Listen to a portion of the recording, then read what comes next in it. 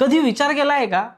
काही लोक आयुष्यभर मेहनत करूनही पैशासाठी झगडत असतात आणि काही जण शांतपणे, स्थिरतेने, सुखानं जगतात पैशांसोबत मैत्री करून.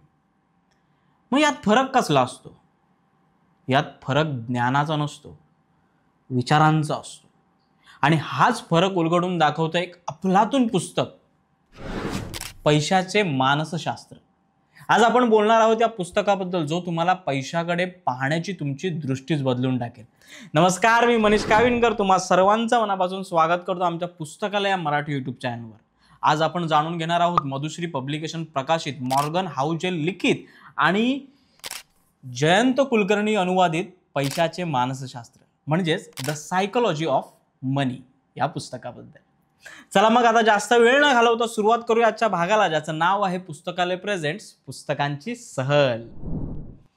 द सायकोलॉजी ऑफ मनी हे मॉर्गन हाउजेल यांचं जागतिक बेस्ट सेलर पुस्तक आहे आणि याचा मराठी अनुवाद पैशाचे मानसशास्त्र जयंत कुलकर्णी यांनी जबरदस्तरित्या केला आहे. हे पुस्तक फक्त पैशाबद्दल नाही, तर आपण पैशाबद्दल कसे विचार करतो, कसे वागतो आणि त्या वागण्यातून आपलं आयुष्य कसं घडतं हे सांगणार आहे. लेखक म्हणतात पैशाचं यश हे ज्ञानावर नाही तर वर्तनावर अवलंबून असतं आणि हीच ओळ या संपूर्ण पुस्तकाचा सार आहे. आजची पिढी ज्ञानात हुशार आहे पण पैशाच्या वापरात अनेकदा गोंधळलेली असते. लोक शेअर मार्केट शिकतात पण धैर्य ठेवत नाहीत, क्रिप्टो शिकतात पण शिस्त विसरतात.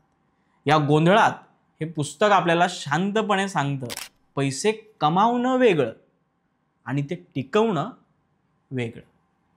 कारण शेवटी पैशाचा खरा अर्थ स्वातंत्र्य, तुमचं वेळ, निर्णय आणि आयुष्य आपल्या मर्जीने जगता येणं. लेखक पुस्तकात 19 सुंदर धडे सांगतात, छोट्या कथांमधून, खऱ्या आयुष्यातील उदाहरणांमधून. उदाहरणार्थ, लक आणि रिस्क. यश हे नेहमीच मेहनतीचं फळ नसतं, थोडं नशीबही लागतं.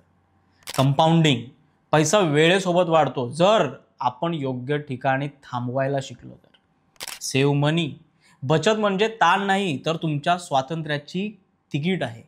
Wealth is what you don't see. खरी संपत्ती ती जी दिसत नाही, ती जी तुम्ही साठवली आहे. आणि सगळ्यात महत्त्वाचं, पैशात परफेक्ट होण्याची गरज नाही, फक्त शहाणपणाने वागण्याची गरज आहे. आज आपण सोशल मीडियावर दुसऱ्यांच्या लाईफस्टाईलने प्रभावित होतो. इतरांच्या गाड्या, फोन, कपडे पाहून आपण स्वतःचं जीवन मोजत असतो. पण पैशाचे मानसशास्त्र सांगतं इतरांना दाखवणं थांबवा, स्वतःसाठी जगायला शिका. आजच्या तरुण मुलांना हे पुस्तक वाचणं आवश्यक आहे, कारण ते फक्त पैसा मिळवायचा कसा हे शिकवत नाही तर पैशासोबत शांत राहायचं कसं हे शिकवतं. या पुस्तकात तुम्हाला शिकता येतील अशा 5 महत्त्वाच्या गोष्टी पटकन सांगतो. 1. पैसा तुमच्या बँकेत वाढेल पण मनात शांती नसेल तर ती वाढ व्यर्थ आहे. 2.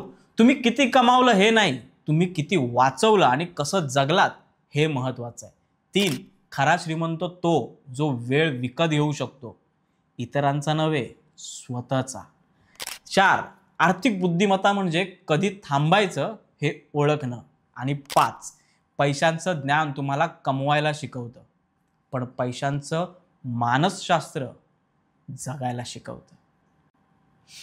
आपण सगळे जीवनात पैसे कमावतो पण क्वचितच शांती गमावतो. पैशाचे मानसशास्त्र हे पुस्तक पैशाचा अर्थ बदलतं.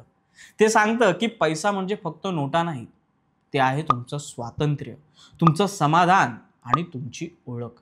जर तुम्ही हे समजलात तर तुमचं आयुष्य बदलेल. कारण शेवटी खरा श्रीमंत तो जो पैशांसोबत शहाणपणाने आणि शांतपणे जगतो. मित्रांनो, हे पुस्तक प्रत्येक तरुणानं, प्रत्येक स्वप्न पाहणाऱ्यांना आणि प्रत्येक मेहनती व्यक्तीनं वाचायला हवं. कारण हे पुस्तक तुम्हाला पैसा मिळवायला नाही, पैशाचा अर्थ समजून घ्यायला शिकवतं. तर मग वाट कसली पाहताय? आजच हे पुस्तक आमच्या पुस्तकालयामधून मागवा आणि पैशाचे मानसशास्त्र समजून घ्या.